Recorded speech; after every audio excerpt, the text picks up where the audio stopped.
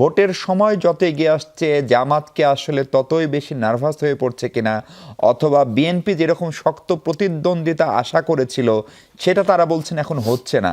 ফলে ওই জায়গায় আসলে আপনি কি বলবেন? আপনারা কি সত্যি সত্যি ভোট আসার সঙ্গে সঙ্গে নার্ভাস হয়ে যাচ্ছেন, ব্যারিস্টার মোমেন?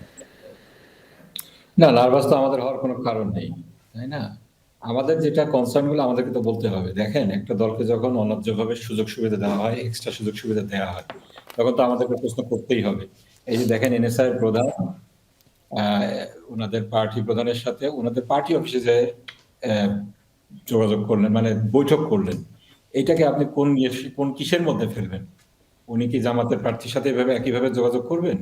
তো একটা মানুষকে, একটা দলকে আপনারা যেভাবে, মানে সরকার যেভাবে ট্রিট করছে, এজ ইফ তারা অলরেডি ক্ষমতায় চলে আসছে, তাহলে প্রশাসনের মধ্যে তো একটা প্রভাব পড়বেই, নেতিবাচক প্রভাব পড়বে। তারাও তাদেরকে ফেভার করার চেষ্টা করবে। যার আমরা একটা নমুনা দেখতে পাচ্ছি বিভিন্ন জায়গাতে।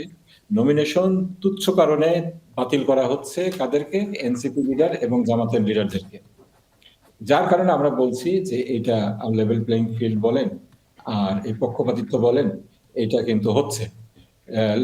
লেভেল প্লেইং ফিল্ডটা কিন্তু হচ্ছে না, এবং এখানে পক্ষপাতিত্ব হচ্ছে। যে কনসার্নটা আমরা ইলেকশন কমিশনে যে আমরা জানিয়েছি। আপনি যদি জনসমর্থনের কথা বলেন, দেখেন, আহ, তারেক জিয়া দেশে এসেছেন, বিএনপি নেতা কর্মীদের উৎসাহ উদ্দীপনা থাকবে, এটাই স্বাভাবিক। তারা উজ্জীবিত হয়েছেন, আমি আগেও বলেছি উজ্জীবিত হবেন, এটাই স্বাভাবিক। তো পরবর্তীতে একটা দুঃখজনক ঘটনা আমরা সাক্ষী হলাম। দেশনেত্রী, ভারতীয় আধিপত্যবাদ বিরোধী যে সংগ্রাম আমাদের, সেটার আইকনিক ফিগার ম্যাডাম খালেদা জিয়ার ইন্তেকাল পরবর্তী জানাজার নামাজ, সেখানে দলমত নির্বিশেষে আমরা সবাই গিয়েছি একটা মেসেজ দেওয়ার জন্য যে জাতীয় ক্ষেত্রে, জাতীয় যে সমস্ত আধিপত্যবাদ বিরোধী, ভারতীয় আধিপত্যবাদ বিরোধী যেই ইস্যুস গুলো আছে, সেখানে আমাদের জাতীয় একটা ঐক্যমত্য আছে, এইটা প্রমাণ করার জন্য গিয়েছি।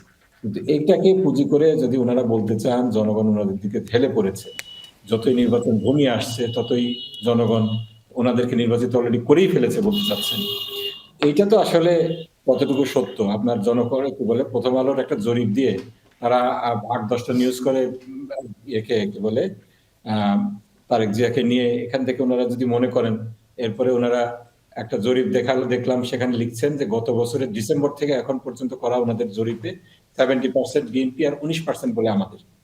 এইগুলা বলে ইলেকশন ম্যানিপুলেশন করার চেষ্টা করা, এগুলোর বিরুদ্ধে আমরা, আমাদের দেখেন জনসমর্থন যে আছে। এত কিছু পরে যে জগন্নাথ বিশ্ববিদ্যালয়ের যে ইলেকশনটা হলো, সেখানে আপনি দেখেন না যেভাবে প্রচার প্রপাগান্ডা চালানো হয়েছে, জরিপ, মানে সুপারফিশিয়াল জরিপগুলাকে হাইলাইট করা হয়েছে, as if তারেক জিয়া আসার পরে বিএনপির পক্ষে জোয়ার উঠেছে, এটা যেন মানে প্রমাণ করার জন্য উঠে পড়ে লেগেছিল একটা গোষ্ঠী। কিন্তু এটা কিন্তু ব্যাকফায়ার করেছে।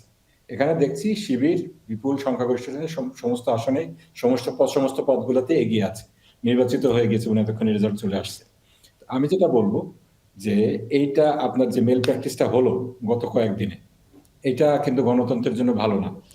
কিন্তু কিন্তু প্রশাসনকে ব্যারিস্টার নাজিব, জামাত কি আপোষ করেছে সত্যি সত্যি, এবং আগের মতো এখনো কি আসলে কোনো একটা আপোষ রফা করার চেষ্টা করছেন? কারণ আমার মনে তার আছে সাথে জামাতের আমির বেগম খালেদা জিয়া, সাবেক প্রধানমন্ত্রী, তার মৃত্যুর পরে তার সন্তান তারেক রহমান, যিনি বিএনপির ভারপ্রাপ্ত চেয়ারম্যান, তার সঙ্গে দেখা করতে গিয়ে বলেছেন যে আমরা আগেও একসঙ্গে ছিলাম, প্রয়োজনে ভবিষ্যতেও একসঙ্গে থাকবো। ফলে জামাত কি প্রতিদ্বন্দ্বিতা থেকে সরে এসে এক ধরনের ঐক্যমত বা একসঙ্গে সরকারের অংশ হওয়ারও কোনো চেষ্টা করছে? না, এটা দেখেন, এখানেও একটা মিডিয়ার একটা ইয়ে ছিল, ম্যানিপুলেশন ছিল। তারা দেখাতে চাচ্ছে যে আমরা তাদের কাছে সাবমিট করেছি কিংবা সারেন্ডার করেছি। বিষয়টা কিন্তু এমন না। আমরা যেটা বলতে চেয়েছি, আমাদের আমির ডক্টর শফিকুর রহমান যেটা বলতে চেয়েছেন, দেশ গড়ার স্বার্থে ভবিষ্যতে সকলকে মিলে আমরা বাংলাদেশ যে গড়বো, সেই মেসেজটাই তিনি দিতে চেয়েছেন। তার মানে এটা না যে একসাথে ইলেকশন করবো আমরা বিএনপির সাথে। সেখানে তো ওনারা নমিনেশন পেপার সবগুলোতে সাবমিট করেছেন। আমরা আমাদের জোট যারা অংশীদার আছেন, যাদের সাথে আমরা নির্বাচন করছি, তাদেরকে বাদ রেখে, তাদের সিটগুলো বাদ রেখে বাকিগুলোতে আমরা নমিনেশন পেপার সাবমিট করছি। এখানে তো মূল প্রতিদ্বন্দ্বিতা হচ্ছে বিএনপির সাথে। কিন্তু বিএনপিকে সাথে নিয়ে আমরা যদি দ্বিতীয় ইলেকশনে, আমরা বলেছি আমরা সকলকে নিয়ে বাংলাদেশ গড়ব, সেটার মানে সেই স্পিরিট থেকে আমাদের আমির সেই কথাটা বলেছেন মিডিয়াকে। কিন্তু মিডিয়া এটাকে টুইস্ট করে এমন ভাবে দেখাচ্ছে যে বিএনপি জিতে গেছে, বিএনপি কে সাথে আমরা আপোষ করতে যাচ্ছি। এটা এটা কিন্তু আসলে মূল মেসেজটা ছিল না। সবাইকে নিয়ে আমরা দেশ গড়তে চাই, সেটাই ছিল লক্ষ্য। কিন্তু আমরা যেটা লক্ষ্য করছি, সরকার এবং একটা মিডিয়া, যেটা আমরা সিন্ডিকেট বলবো, তারা এমনভাবে নিউজ করছে, এমনভাবে আচরণ করছে অ্যাজ ইফ বিএনপি ক্ষমতায় চলে আসছে। এইটা ইলেকশনের জন্য, ইলেকশনে যে আমরা ফেয়ার এবং লেভেল প্লেইং ফিল্ড এনশিওর করে ইলেকশন চাচ্ছি, সেটার জন্য ক্ষতিকর। এই কনসার্নটা আমরা রেইজ করেছি আজকে ইলেকশন কমিশনের কাছে। জি।